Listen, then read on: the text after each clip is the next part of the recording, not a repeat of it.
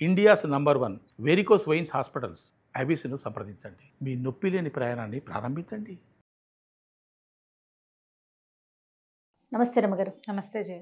రమ్మగారు, ఏదైనా ఒక చిన్న సిరీస్ చెప్పుకుందామండి. 2 భాగాల సిరీస్ చెప్తామా? ఇది చందమామ కథే. పురాతనమైన గాథల్లో నుంచి తీసుకుని ఉంటారు బహుశా. బాగుంటుంది. ఆధ్యాత్మిక కథ కాదు కాదు, దురాశ దుఃఖానికి చేయటం. ఓకే.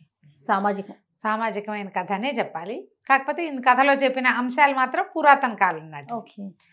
పూర్వం అంట విప్రకూటం అని ఒక గ్రామం ఉండేది.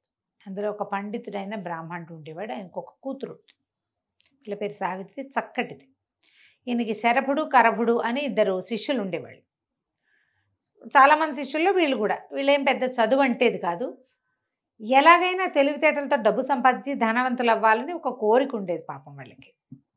అయితే ఏమైందట, ఒకనాడు ఒక బ్రాహ్మణ ఆయన, ఒక కొంచెం వృద్ధుడు ఒక ఆయన వీళ్ళ వాకిట్లోకి వచ్చాడు. వాకిట్లో పిల్లని చూసి ఆగాడు సావిత్రిని. ఆగేసరికి పిల్ల లోపలికి వెళ్ళి వాళ్ళ నాన్నగారికి చెప్పింది, నాన్న ఎవరో వచ్చారు వాకిట్లో నుంచున్నారంటే, ఆయన బయటకు వచ్చి ఈయన వృద్ధుడుగా ఉన్న ఆయన్ని చూసి, అయ్యా రండి, ఏ ఊరు, ఈ పూటకు మా ఇంట్లో విశ్రాంతి తీసుకోండి. ఆ రోజులు ఆ కాలం ఎలాంటిది, 100-150 ఏళ్ల క్రితము ఇట్లా దారిపోయే వాళ్ళని కూడా పిలిచేవాడు, అతిథి అభ్యాగతి అనేవాళ్ళు. ఓకే. అతిథి అభ్యాగతులకి భోజనం పెట్టడం. ఈ పూట మా ఇంట్లో భోజనం చేయండి, ఎక్కడి నుంచి బయలుదేరారు, ఏమిటి అని కనుక్కున్నాడు. కనుక్కుంటే ఆయన పేరు కామగ్రీవుడు, వచ్చిన ఆయన పేరు. అయితే ఆయన, నేను కాశీ నుంచి వస్తున్నాను, స్వగ్రామం వైపు వెళ్తున్నాను అని చెప్పి, సరే ఆ పూట వాళ్ళ ఇంట్లో స్నానం చేసి భోజనాన్ని కూర్చొని చక్కగా శుభ్రంగా భోజనం చేశాక, ఆ చిన్నపిల్ల 10 ఏళ్ళు ఉన్నాయి ఆ సావిత్రికి, కూర నార అందించింది వంట చేసేటప్పుడు. వాళ్ళ అమ్మ భోజనం చేసేటప్పుడు నెయ్యి పెరుగు పట్టుకొచ్చింది. పిల్ల అటు ఇటు తిరుగుతుంటే చూస్తున్నాడు ఆయన.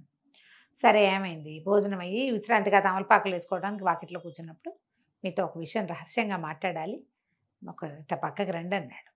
ఆ ఇంటి ఆయన, ఆ పిల్ల సావిత్రి వాళ్ళ తండ్రి, ఆ పండితుడు వచ్చి శిష్యులను పంపించేసి ఈ కామగ్రీవుడి దగ్గర కూర్చుంటే, కానీ వీళ్ళిద్దరూ శరభుడు కరభుడు ఏమిటి, ఎవ్వరూ ఎప్పుడు రహస్యాలు మాట్లాడరే మన గురువుగారితోటి, ఏనాడు జరగదు. ఏమిటో ఆ రహస్యం విందామని గుమ్మం పక్కనే పొంచి కూర్చున్నారు. మిగిలిన శిష్యులంతా పోయారు, వీళ్ళిద్దరు మాత్రం నుంచున్నారు. ఈ కామగ్రీవుడు చెప్పాడు, అయ్యా మీ అమ్మాయిని నాకు ఇచ్చి పెళ్లి చేయండి, నేను వృద్ధుండని ఏమి శంకించకండి, నేను అవివాహితుడినే, నేను వృద్ధుండని బాధపడద్దు, ఆలోచించద్దు. నేను చాలా కాలం కాశీలో పరిశ్రమ చేసి 2 అత్యద్భుతమైన విద్యలు తెచ్చుకున్నా. ఒకటి పరకాయ ప్రవేశము, రెండోది ఇంద్రజాలము. నాకు అక్కడ కాశీలో గంగా స్నానం చేస్తున్నప్పుడు గంగలో పడిపోయాను, మెట్టు తగిలి పన్ను విరిగిపోయింది. విరగటం వల్ల నేను మంత్రం అది నాకు పారదు, ఆ మంత్రాన్ని నేను ఎవరికైనా ఇవ్వగలను, ఎవరికో ఇవ్వటం నాకు ఇష్టం లేదు. మీ అమ్మాయిని నాకు ఇచ్చి పెళ్లి చేయండి, నాకు సంతానం కలిగితే పిల్లాడికి ఒడుగు చేసి మంత్రం ఇవ్వదలుచుకున్నా, నాకు పురుష సంతానం అవకాశం ఉంది నా జాతకంలో అని అడిగితే వాళ్ళు ఒప్పుకోలే. ఆయన ఏమన్నాడంటే, పండితుడు, అయ్యా క్షమించండి, లేక పుట్టిన పిల్ల, మరి కొంచెం చేలోకుగా ఉన్న కుటుంబాన్ని చూసుకుని పిల్లవాడిని మా దగ్గరే పెట్టుకోవాలనుకుంటున్నా. 10 ఏళ్ల పిల్లలకి 14 ఏళ్ల పిల్లవాడిని పెట్టుకుని చదివించుకుని పైకి తీసుకొస్తా. మీరా 50 ఏళ్ల వాళ్ళు, ఈ 50 ఏళ్ల వాడికి, నాకంటే వయసులో కాస్త పెద్దవాడికి నా కుమార్తెనిచ్చే ఉద్దేశం లేదు. డబ్బు వచ్చినా విద్య వచ్చినా కూడా నా పిల్ల సుఖమే నాకు కావాలి. నాకు ఇంకా మగపిల్లలు లేరు, ఒక పిల్ల. దాన్ని వివాహం చేసి చక్కగా అల్లుడిని దగ్గర పెట్టుకుని కొడుకులు లేని లోటు తీర్చుకోవాలనుకుంటా. మీతో నాకు అది ఎట్టా తీరుతుంది, నేను ఇవ్వనండి అన్నాడు. అనేసరికల్లా కామగ్రీవుడు ఇంకేం చేయలేక, ఆ పిల్ల ఆయనకి నచ్చింది, వెళ్ళిపోయాడు. కానీ ఇంకేం చేయలేకపోయాడు. అయితే శరభుడు కరభుడు ఇద్దరు విన్నారు, పిల్ల నుంచి పెళ్లి చెప్పితే పీడాబోయిరి, ఈ ఇంద్రజాల విద్య పరకాయ ప్రవేశ విద్య మనకెక్కడి నుంచి వస్తాయి, అవి చెప్పగలిగే వాళ్ళు లేరు, వాటితో ఎంత డబ్బైనా సంపాదించుకోవచ్చు అని చెప్పి గురువుగారికి టాటా బై బై చెప్పేసి, ఇక విద్యాభ్యాసం లేదు, ఏమీ లేదు, ఈ ముసలాయన వెనకాల తిరిగి అవి కనుక సంపాదిస్తే చక్కగా సంపాదించుకోవచ్చు, బాగా సెటిల్ అవ్వచ్చు అని భావించి ఆయన వెనకాల పడి వెళ్ళారు. ఆ కామగ్రీవుడి వెనకాల ఆయన ఊరు దాటే సమయానికి ఆయన్ని కలుసుకున్నారు. ఆయన ముసలాయన నిదానంగా నడుచుకుంటూ పోతాడు, 50 దాటిన ఆయన. వీళ్ళేమిది 20లో ఉన్నవాళ్ళు. ఆగమేఘాల మీద పట్టుకున్నారు. అయ్యో మీకు ఎంత కష్టం వచ్చిందండి అన్నారు. మీరు వెళ్ళిపోయాక మా గురువుగారు గురువమ్మగారు పోట్లాడుకున్నారు, గురువుగారికి ఇష్టం లేదు కానీ గురువమ్మగారికి అయ్యో మంచి సంబంధం పోగొట్టారని కాల్ పెట్టింది, మీరేమో వచ్చేసారు కదా, సరే మాకు కూడా బాధేసిందండి, మీలాంటి అత్యద్భుతమైన వ్యక్తికి పిల్లనివ్వకపోవటం ఏంటి మా గురువుగారు, అదే మా కాస్తలో తప్పిపోయిన బావగారు మీరు, మేము మీతో పాటే ఉంటాం, మీకు ఏదైనా పిల్లని చూసి పెళ్లి చేస్తామండి, మమ్మల్ని మీతో ఉంచుకోండి అన్నాడు.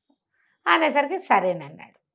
రకరకాల ఊళ్ళల్లో తిరిగారు. ఏ ఊళ్ళో అయినా ఆయన ఎవరి పిల్లలనైనా చూసి పిల్లని చేసుకుందాం అనుకున్నప్పుడు వీళ్ళు సరే సరే అని ఆయన ఎంకరేజ్ చేస్తూనే అటు వాళ్ళ దగ్గరికి వెళ్ళి నేను అలా బతకడండి వద్దండి, అలా విద్యలు కాసిపడి పిల్లల్ని పాడు చేసుకోకండి అని పెళ్లి చెడగొట్టేసేవారు. ఒక 7-6 సంవత్సరాలు పట్టింది ఇట్లా. ఆయన దగ్గర డబ్బు ఉంది, వీళ్ళకి భోజనానికి ఇబ్బంది లేదు, ఏ ఊరు వెళ్ళినా భోజనం గడిచిపోతుంది, వీళ్ళకి ఆ విద్య కావాలి, ఇంకొక 6-7 ఏళ్ళు పట్టినా పర్వాలేదు. చివరికి ఏమైంది, ఆయనకి పెద్ద జబ్బు చేసింది ఒకసారి.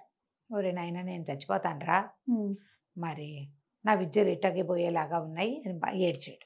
ఏడిస్తే వీళ్ళన్నారు ఎందుకండి పోతాయి, వాడుకోటి నాకోటి ఇవ్వండి, 7 ఏళ్ళుగా మిమ్మల్ని అంటి పెట్టుకుని ఉన్నాం మేము, అడిగి వివాహం చేయడానికి ఎంత ప్రయత్నం చేశాం, అదేమో కుదరలేదు, మరి మీరు ఆ పని చేయండి అంటే సరేనని ఏం చేశాడు, చేరుకో విద్య ఇచ్చాడు.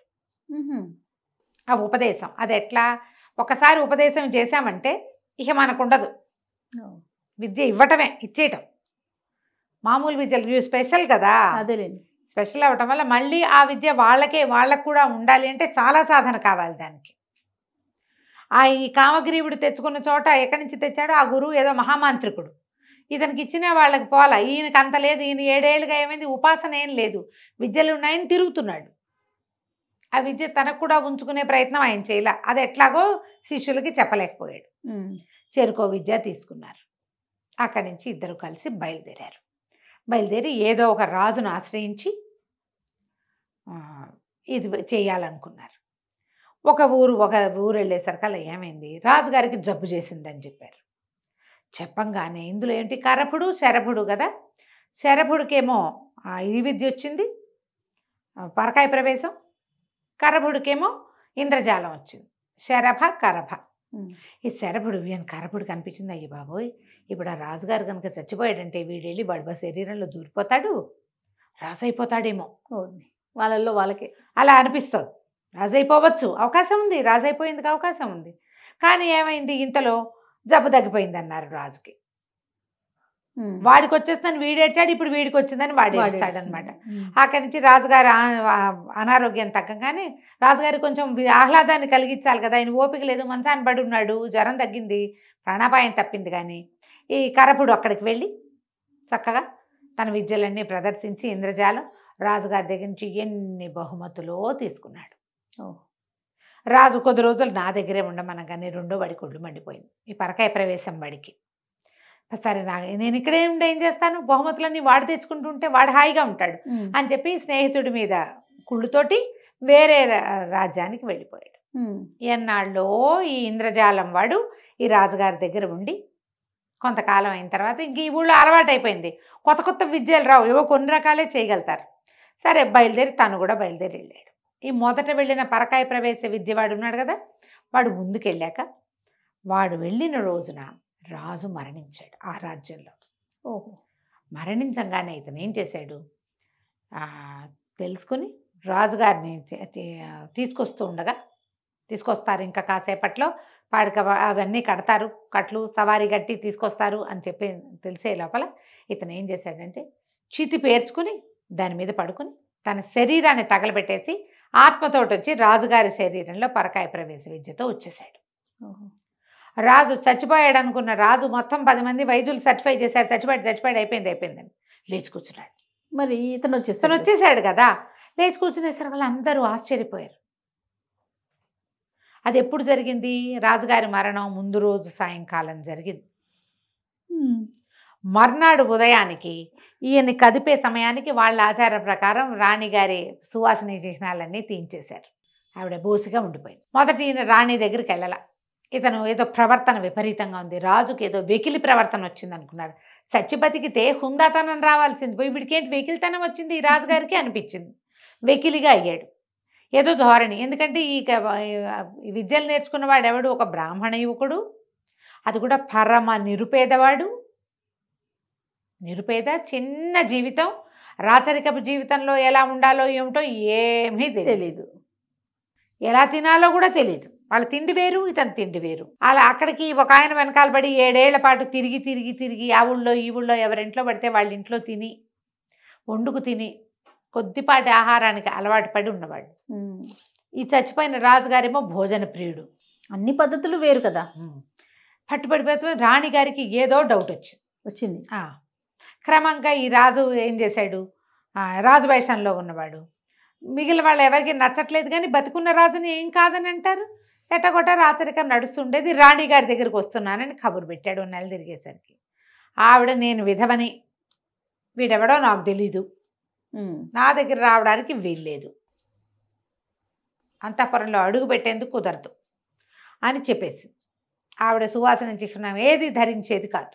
సరే ఈయనేమనుకున్నాడు, ఈ రాజువేషంలో ఉన్నవాడు, ఉన్న పరకాయ ప్రవేశ విద్యవాడు, పెళ్లి చేసుకుందాం మనం, అది సెటిల్ అయిపోయాం, పెళ్లి చేసుకోవాలి, ఇంకొకరినా ఎవరినో పెళ్లి చేసుకుందాం అనుకున్నాడు. ఒక అమ్మాయిని ఎవరినైనా పెళ్లి చేసుకుందామన్న ఊహ మొదలుపెట్టాడు. మొదలుపెట్టేసరికి ఈ రాజుగారి వ్యవహారాలు అన్నీ చూస్తూ వింత వింతగా చెప్పుకుంటున్నారు. ఈ లోపల అక్కడ ఉన్నాడు కదా ఇంద్రజాలం వాడు అనుకోకుండా ఆ రాజుగారి దగ్గర అన్ని విద్యలు అయిపోయినాయి కాబట్టి తీరి వస్తూ ఈ రాజ్యంలోకి ప్రవేశించి ఎవరింట్లోనే ఆశ్రయం దొరుకుతుందేమో అని చూసి శంతనుడనే ఒక పురోహితుడి ఇంట్లో ఆశ్రయాన్ని పొందాడు. ఆ శంతనుడు రాజపురోహితుడు. ఓకే. అప్పుడు అతను ఏం చెప్పాడంటే, రాజు చచ్చి బతికాడయ్యా మా రాజు. ఓ పూట 2 పూటలు మాట్లాడుకున్నాక మామూలుగా నీదే ఊరు, ఏం విద్య మాట్లాడుకుంటా, తర్వాత ఏమొస్తాయి, మా ఊరు, మా రాజరికం, మా ప్రభుత్వం గురించి మాట్లాడతాం. మాట్లాడినప్పుడు చచ్చి బతికాడు. చావకముందు ఆయన చాలా హుందా అయిన మనిషి. రాణిగారు అంటే పంచప్రాణాలు, ఆయన ఏకపత్ని వ్రతులని చెప్పుకునే వాళ్ళము. ఎంతమందో మేనమా కూతుళ్ళు వాళ్ళు పిల్లల్ని ఇస్తాం 2వ భార్యగా అని చెప్పిన ఒప్పుకోలా. మరి బతికిన తర్వాత ఏంటో ఒక వెకిలితనం వచ్చింది అతనికి. మరి ఇప్పుడు పెళ్లి చేసుకుంటానంటున్నాడు, పిల్లని చూడమంటున్నాడు నన్ను అని చెప్పాడు. చెప్పంగానే ఇతనికి డౌట్ వచ్చింది, వీడు కానీ మన ఫ్రెండేమో. రాజుగారి శరీరంలో దూరేశాడు. మరి ఇప్పుడు ఏం చెయ్యాలి అని ఆలోచించి, అన్న ఓ పని చేద్దాం, మన దగ్గర అద్భుతమైన విద్య ఒకటి ఉంది, నువ్వేం చేస్తావంటే ఈ రాజు నిజం రాజు అవునో కాదో నేను కనిపెడతా. మా స్నేహితుడు ఒక పూర్వపరిచేస్తుడని నాకు అనుమానంగా ఉంది. ఎవడో పరకాయ ప్రవేశ విద్యతో రాజు శరీరంలో ప్రవేశపెట్టారు. మరి నువ్వేం చేస్తావంటే రాజుగారికి ఊరికి ఉత్తరంగా ఒక అద్భుతమైన వనం ఉందని, అందులో ఒక మహాసౌందర్యవతి అయిన అమ్మాయి యువతి ఉందని చెప్పు, నేను నా ఇంద్రజాలంతో అది పన్నుతాను అదంతా అంటే. సరే శంతనుడు ఏం చేశాడు, కుర్రాడే అతను కూడా, పెద్దవాడేం కాదు, వీళ్ళిద్దరు దగ్గర వయసు వాళ్ళు. రాజుగారి దగ్గరికి వెళ్ళి, మీకోసం ఒక అమ్మాయిని చూశానండి, ఆవిడ మనకు ఉత్తరంగా దిక్కులో ఉన్నటువంటి ఉద్యానవనంలో ఉందండి, చూద్దురుగాని రండి అన్నారు. అనేసరికి ఈయన అప్పుడు పెళ్లి చేసేసుకోవాలని ఉత్సాహం వచ్చేసింది, రాణిగారితో సాగేలాగా లేదు. అందుకని ఇతను బయలుదేరాడు.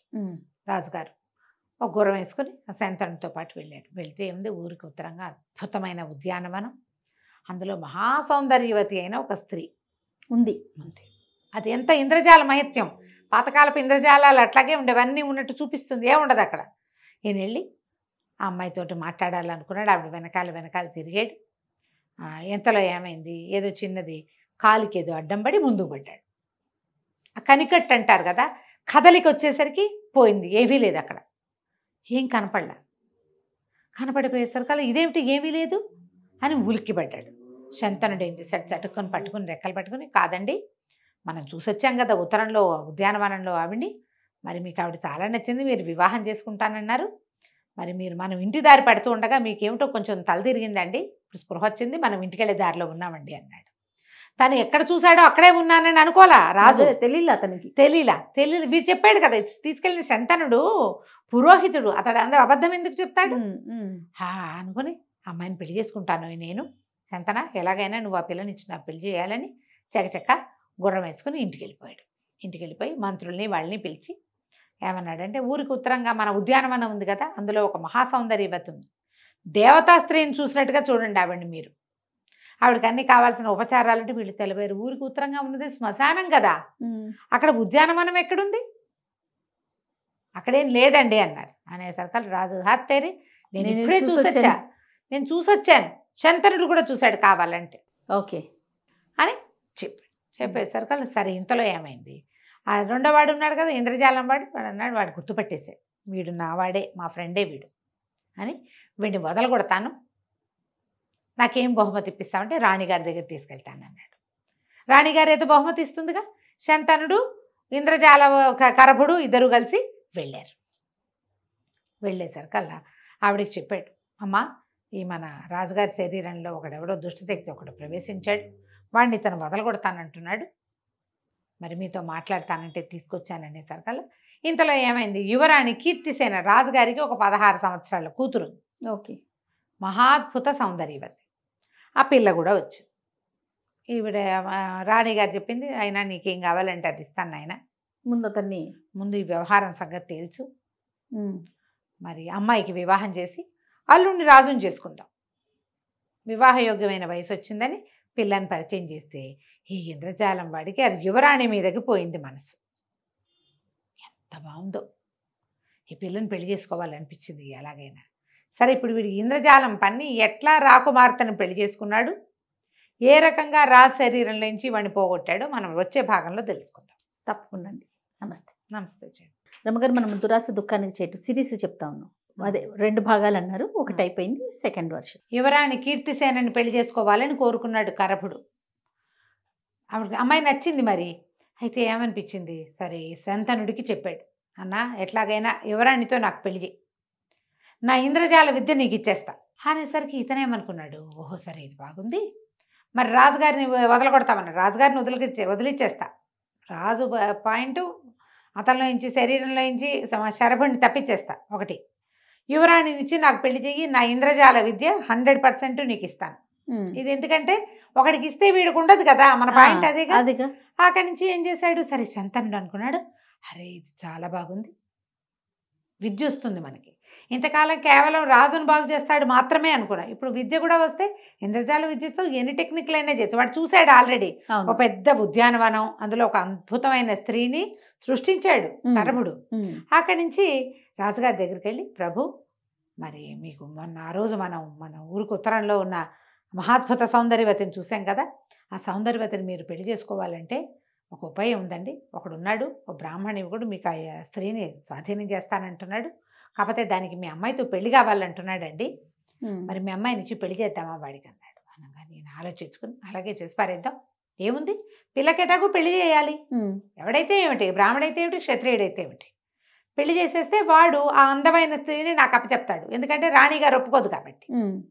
సరేనని ఒప్పుకున్నాడు, తాంబూలాలు ఇచ్చేసాడు. ఈ వీళ్ళు విడిపోయి కొంతకాలం అయింది కదా, కరపుడు వీడి తన దగ్గరికి రాలంటే ఏమన్నాలి దాన్ని, మన ఈ పరకాయ ప్రవేశం వాడి దగ్గరికి ఇంద్రజాలం వాడు రాలా. ఓహో, పెళ్లి మాత్రం కుదుర్చుకున్నాడు, శంతనుడికే తాంబూలాలు ఇచ్చేసాడు. అమ్మాయి గారు పెళ్లి ఏర్పాట్లు చేయండి జాతీయ జనానికి చెప్పారు. చెప్పేసరికి రాణిగారికి తెలిసింది, ఏమిటి పిల్ల పెళ్లి చేస్తున్నారు, నాకు చెప్పరు, అసలు అది వాడెవడు అనేది శంతనుడిని కేకేసింది. ఏమిటో నాయన ఈ పెళ్ళి అంటున్నారు, ఏమిటి ఏం జరుగుతుందంటే చాలా దీనంగా అమ్మబట్టి, అమ్మ నన్ను క్షమించండి, ఏం చేయాలో తెలియలేదు, మన రాజుగారి శరీరంలోకి ప్రవేశించిన వాడు వాడిని పోగొడతానని కరభుడు అనేవాడు నాకు ఒత్తిడి చేసి ప్రామిస్ చేశాడమ్మా, పోగొట్టగలడు. దానికి అమ్మాయి గారితో వివాహం అడిగాడు, రాజు ఒప్పుకున్నాడు, రాజుకేమో వివాహం కావాలి, రాజుకేమో సౌందర్యవతి కావాలి, అందుకని ఈ పని చేశాను, ఈ పని అయ్యిందమ్మా అనగానే రాణిగారిది, అదేమిటో భలేవాడివి, పిల్లని నీకే ఇచ్చి పెళ్లి చేద్దును కాదు, వాడెవడో పై దేశం వాడికి ఎందుకు ఇస్తాను నేను, నీకైతే హాయిగా ఇద్దును కదా, నువ్వు ఓ పని చెయ్యి, పిల్లని నువ్వు చేసుకో, యువరాణిని పెళ్లి చేసుకోవడం అంటే ఈజీయా, అది దొరికితే ఎవరికైనా ఏం కావాలి, నువ్వు అమ్మాయి నువ్వు పెళ్లి చేసుకుంది కదా, నీకు ఇద్దామనుకున్నా, నువ్వు మంచివాడివి, పురోహితుడివి, ఎన్నాళ్ళ నుంచో మమ్మల్ని నమ్ముకున్నావు, ఈ రాజును నమ్ముకుంటే పిల్ల పెళ్ళవదు, నీకే ఇద్దామనుకున్నాను, ఎటాగొట్ట రాజుల నుంచి వాడిని వెడలగొట్టి పిల్లని పెళ్లి చేసుకో. ఓకే అనేసరికి వీడికి ఉత్సాహం వచ్చింది. అట్లాగేనమ్మా మీరు ఇంత మాట చెప్పారు, నాకు తెలియదండి, నేను వాడికి మాట ఇచ్చేసాను, సరే నేను ఏదో ఒకటి ఏర్పాటు చేసుకుంటానులేండి వాడితోటి అని చెప్పాడు. చెప్పేసరికల్లా దాసి వాళ్ళు ఎవరో ఇది వినేసి వెళ్ళి కీర్తిసేనకి చెప్పారు, అమ్మాయి నేను పెళ్లి చేసుకునే వాడు ఎవడో కాదుట, ఆ రోజు వచ్చాడు కదా ఒకడు మాడి మొహం వేసుకుని, వాడే ఇస్తారట, వాడి దగ్గర ఇంద్రజాల విద్య ఉందిట, వాడు అదేమో శంతనుడికి ఇస్తానన్నట్ట, ఇంద్రజాల విద్య కోసం ఒప్పుకున్నానమ్మా అని చెప్పాడు. ఇదా ఇస్తాట, అదేమిటో చూడాలి మీరు అనేసరికి కీర్తిసేన మహా గండకత్తెర అమ్మాయి, అది మామూలుది కాదు. అదేం చేసింది, ఓ చెలికత్తెన ఒకదాన్ని, దీనికి అమ్మాయే గట్టిది, అమ్మాయి గడసరి, దీనికంటే బహుగడసరి అయిన ఒక చెలికత్తెర పిలిచి, వస్తే నువ్వు వెళ్ళి కరపుడి దగ్గరికి వెళ్ళి కొంచెం వాడిని బాగా లైన్లో పెట్టు, ఇగో ఇది ఇది విషయం అని వాడికి చెప్పింది. ఈ చిలకత్తె మంచి తుంటరిది కూడా. అది కాస్త ఆ కరపడి దగ్గరికి, ఆ ఇంద్రజాలం మధ్య దగ్గరికి పోయి, ఏమిటి నువ్వు రాజకుమార్తెను పెళ్లి చేసుకుంటున్నావుట, ఏమన్నా భయపడి చెప్పలేదో ఏమిటో, నిన్న కూడా చూడ్డానికి వచ్చావు, నీకు నాకు పెళ్ళిటోయ్ అని ఆవిడకి చెప్పచ్చు కదా, నువ్వు చెప్పలేదు. ఇప్పుడే తెలుసుకుని ఆవిడ ఎంత సంతోషించిందో. మొట్టమొదటిసారి 10 రోజుల నాడు నువ్వు వచ్చావే, అప్పుడే అసలు నీ మీద మనసైంది యువరాణికి. చిన్నపిల్ల కదా, ఎవరో ఒకళ్ళ మీద మనసు పడుతుంటుంది, నీ మీద చాలా మనసైంది. నువ్వేమిటి ఇంద్రజాల విద్య ఇస్తానన్నావుట శంతనుడికి, ఎందుకు అనవసరంగా వాడికి ఇవ్వటం, వేస్ట్గాను అట్లా ఇవ్వకూడదు. ఓ పని చేయి, నువ్వు రాజకుమార్తెను పెళ్లి చేసేసుకో, పెళ్లి చేసుకున్నాక నీ విద్యను నీ భార్యకి ఇచ్చుకో హాయిగా. రాజకుమార్తెకి ఇవ్వు విద్య, అంతేగా. శంతనుడికి ఎందుకు మధ్యలో ఇవ్వడం, ఇస్తే పోతుంది, నీ దగ్గర ఉండదు కదా. యువరాణికి ఇస్తే నీ దగ్గరే ఉంటుంది, రేపు నీకు పిల్లలు పుడితే మీ ఇంట్లోనే ఉంటుంది, ఎంత బాగుంది చూడు అని ఎక్కేసి. ఈ లోపల శంతనుడికేమో రాణిగారు ఏం చెప్పింది, పిల్లని నీకే ఇస్తానందిగా. శంతనుడు గబగబా ఈ కరబడి దగ్గరికి, ఇంద్రజాలం వాడి దగ్గరికి వచ్చి, అరే బాబు నువ్వు తొందరగా చేసేసేయాలి, అర్జెంటుగా నాకు ఆ విద్య ఇచ్చేయి, నువ్వు ఈ పని చేసేయి, ఇవాళ ఇప్పుడే అని తొందర పెట్టాడు. తొందర పెట్టేసరికి ఈ కరబడి అన్నాడు, సరే ఎవడైనా చచ్చిపోయిన వాడి శవాన్ని ఒకదాన్ని చూడు, శవాన్ని చూసి నువ్వు ఊరికి ఉత్తరంగా చేర్చావంటే మళ్ళీ పన్నుదాం వ్యవహారం ఇంద్రజాలం అని చెప్పాడు. సరే ఇంతలో ఏమైంది, ఒక గొల్లల కుర్రవాడు ఒకడు, ఆవులు కాచేవాడు ఒకడు 19 ఏళ్ళ వాడు చచ్చిపోయాడు. 18 ఏళ్ళు కూడా లేవు, 16-17 ఏళ్ళ వాడు చనిపోయేసరికల్లా ఈ శంతనుడు ఏం చేశాడు, వాళ్ళకి చెప్పి, ఒరే కీడు దీన్ని ఏమి చేయకూడదు, నేను పారేయిస్తానని ఆ కుటుంబం వాళ్ళని నమ్మించి ఆ డెడ్ బాడీని ఇక్కడికి చేర్చాడు. ఈ ఉత్తరానికి చేర్చి రాజుగారికి ఏం చెప్పాడంటే, ఇదిగోనండి మనం ఆవిడేమని రమ్మంటోంది, వివాహం ఏర్పడింది, అమ్మాయితో ఇంద్రజాలం వాడికి పెళ్లి కుదిర్చేసాం కదా, బ్రాహ్మడికి పెళ్లి కుదిర్చాక బ్రాహ్మడు మిమ్మల్ని రమ్మంటున్నాడు, ఆ అమ్మాయి కూడా మిమ్మల్ని రమ్మంటోంది, అపూర్వ సౌందర్యవతి, ఊరికి ఉత్తరంగా ఉన్నావిడ, పదండి వెళ్దామన్నాడు. అనగానే రాజుగారు ఉత్సాహంగా బయలుదేరాడు. పెద్ద ఇది ఏమంటారు ఉద్యానవనం, అందులో ఆ గోలకుర్రవాడి డెడ్ బాడీ, ఆ పక్కనే కూర్చుని ఏడుస్తున్న మహాసౌందర్యవతి కనపడ్డారు. ఓకే, బాడీ నిజమే, చుట్టూతా కనపడుతున్న తోట అమ్మాయి అబద్ధం, అది ఇంద్రజాలం. ఆవిడ ఏడుస్తుంటే రాజుగారు వెళ్ళాడు, చూడంగానే ఆవిడ చూస్తే సంతోషించాడు. ఎంత కన్నులు పండుగ, ఎందుకు ఏడుస్తున్నావు నువ్వు అన్నాడు. ఏడుస్తున్నానంటే ఆవిడ ఏం శవాన్ని చూపించింది. ఏం చేయను, వీడు మా నాన్నకి నమ్మిన బంటు, మా నాన్న ఎక్కడో నిధి పెట్టాడు, దాచిపెట్టాడు, ఆయన చచ్చిపోతూ వీడికి చెప్పాడు, వీడేమో ఇందాక పాము గరిచి చచ్చిపోయాడు, ఆ రహస్యం పోయిందని ఏడుస్తున్నాను, వీడు చచ్చిపోతే నేను ఎందుకు ఏడవాలి, లెక్క ప్రకారం అక్కర్లా, నిధి రహస్యం పోయింది కదా, అంతేగా. వీడు రాజుగా ఉండి, ఎవడు ఈ మన పరకాయ ప్రవేశం వాడు శరభుడు, తను రాజు కదా, పోతేపోయింది వెధవనిది, నిన్ను రాణించేస్తా అనాలి. కానీ వాడి బతికేం బతుకు, డబ్బుల కోసం వెంపర్లాడే జీవితం వాడిది. ఏముంది నిధి రహస్యం ఎంతలోకి తెలుసుకుంటావు, నువ్వు ఉండు నేను చెప్తానని శరీరాన్ని వదిలిపెట్టి గోలకూరవాడి శరీరంలోకి ప్రవేశించాడు. ఎప్పుడైతే ఈ పరకాయ ప్రవేశం చేసేసాడో వెంటనే పక్కన దాగున్న శంతనుడు ఇక కరభుడు ఇద్దరు కలిసి రాజుగారి శరీరాన్ని 2 తుండాలు చేశారు. ముక్కలైపోయిన శరీరం ఇక అతుక్కోదు కదా, బాడీగా ఉంటే అందులో ప్రవేశిస్తారు. అవును, గోలకూరాన్ని పెడరెక్కలు విరిచి కట్టేశారు. అట్లా అబో దివో. ఇంతలో స్త్రీ మాయమైపోయింది, మొత్తం ఉద్యానవనం మాయమై, అంత కదలికలు వచ్చేసరికి మాయమైపోతుంది. అదే కనికట్టు మనం అట్లా చూస్తుంటే స్పెల్ కుదురుతుంది, మనం బాగా కదిలేమంటే పోతుంది. అట్లా బో దివో అని ఏడుస్తుంటే పెడరెక్కలు విరిచి కట్టేసి తీసుకొచ్చేసరికి అలా శంతనుడికి ఏమిటి ఉంది, ఇప్పుడు రాజుగారిలో శరీరంలోంచి వాడిని పంపించేశారు. వీడు ఇందులో ఉన్నాడు. ఇప్పుడు యువరాణితో నాకు పెళ్ళి అంటే నాకు పెళ్ళి అనుకుంటున్నారు వీళ్ళు. ఇంతలో యువరాణి చిలకత్తి వచ్చింది, ఇందాక ఉంది కదా టక్కర్ది, అదేం చేసింది, లోపలికి రా యువరాణి పిలుస్తుందని లోపలికి తీసుకెళ్ళాక నీ విద్య నాకు అప్పచెప్తే పెళ్లి చేసుకుంటా అనగానే ఆయన ఏం చేశాడు, గబగబా మంత్రంతో పాటు దానికి చేయవలసిన క్రియాకలాపం అంతా యువరాణికి ఉపదేశించేశాడు. ఆ విద్య పుచ్చుకున్న యువరాణి, ఎవడరా అక్కడ ఇట్రండి అని పిలిచి వీడిని పెడరెక్కలు విరిచి కట్టండి అని కరగుని కట్టించేసి, ఈ దురాశపరుడు వీడిని జైల్లో బారేండి. యువతలకు వచ్చేసరికి మహారాణి గారిని దగ్గరికి వెళ్ళాడు. రాజుగారిని సెట్ చేశాను కదండి అని శంతనుడు అడిగాడు. రాజుగారి శవం ఒకటి పడుంది, మనం అంత్యక్రియలు చేసుకుందాం, అమ్మాయితో వివాహం అనగానే మహారాణి గట్టిగా వచ్చింది, ఎవరక్కడ వీడిని బంధించండి అని.